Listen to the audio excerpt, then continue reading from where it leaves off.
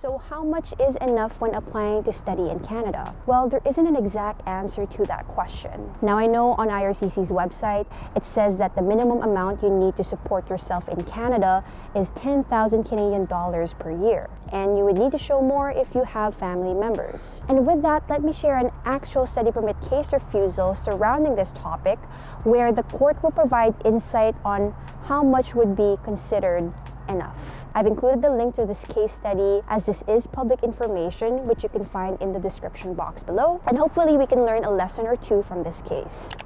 Alright, let's start with the facts. The student is a citizen of Nigeria. He was accepted into a 2-year diploma program at Lambton College. In Feb 2017, he submitted a study permit application and included the following supporting documents: a letter of acceptance, various identity documents, proof of payment for the first semester's tuition at approximately 7,350 Canadian dollars, a letter explaining his father's ability to financially support his studies, his father's bank statement at a little over 16,000 Canadian dollars, and other documents regarding his father's various properties, business interests, and assets totaling 733,000 Canadian dollars. But on March 2017, the visa officer refused his study permit application based on 2 grounds. First, he did not have sufficient financial resources to pay for his program. And second, he did not show that he will leave Canada at the end of his studies. And by the way, guys, these 2 reasons are quite common for study permit refusals.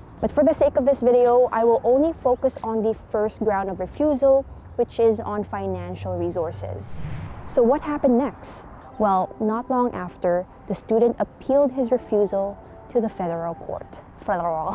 Long story short, the judge agreed with the visa officer's decision to refuse the study permit application. Why? The judge pointed to the father's financial support letter and noted that the father's bank statements were not sufficient to cover the total cost of his son's tuition and living expenses. Here, the total cost means the total cost of tuition and living expenses for the 2-year program. Now, the letter of acceptance from Lambton College provided the anticipated cost for 1 year of studies. So that's 14,460 Canadian dollars for tuition and fees, and 10,080 Canadian dollars for living expenses. And since this is a 2-year program, with a little bit of math, the total cost would then be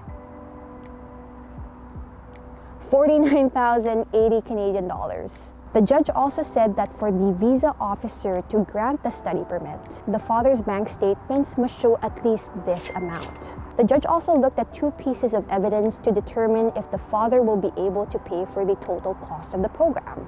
If you recall, they did pay for the tuition deposit at approximately 7,350 Canadian dollars, and the father also had a bank statement showing a little over 16 grand. So that's a total a little over 24,000 Canadian dollars. And as you can tell, this is only enough to cover for the first year of the 2-year program. The judge also considered the father's obligation to his large family, as it was mentioned that the father has 5 other family members to take care of and support. So if the father had to pay for his son's studies in Canada, then there won't be enough money left over for his family. You may be wondering, didn't the father mention that he had various properties, business interests, and assets totaling 733,000 Canadian dollars? Why wasn't that taken into consideration? Well, simply put, the judge cannot account for the father's intention to sell his property or business in order to fund for his son's education. What the judge can take into consideration is the father's bank statements, because that money is readily available and on hand. In short, the bank statement is more convincing evidence than of the father's business. And this is just my 2 cents on this, but I also feel that the reason why the judge did not take into account the father's business is because, like any business, it fluctuates, meaning it can go up or down. Secondly, the 733 grand is based on evaluation, which we have no way of knowing if this evaluation is accurate. The only thing that is accurate and reliable is the father's bank statements and the tuition deposit. And for these reasons, the judge dismissed the student's case. So what can we learn from this case study? 1, meaning the bare minimum does not guarantee approval on your study permit application. Which brings me to my second point, which is have more than enough funds to support your stay in Canada. Guys, there is no one-fit solution for all when it comes to proof of funds, as that depends on the person's own circumstances, which means there are just so many factors that you would have to take into consideration to account for the total cost of actually studying in Canada. Those costs include lifestyle, location, and other unexpected costs. But I guess the moral of the story is to make room for allowance. Last but not least, provide financial evidence that is reliable and accurate. Show funds that you already have on hand and are readily available. Do not rely on future income, as that is not guaranteed.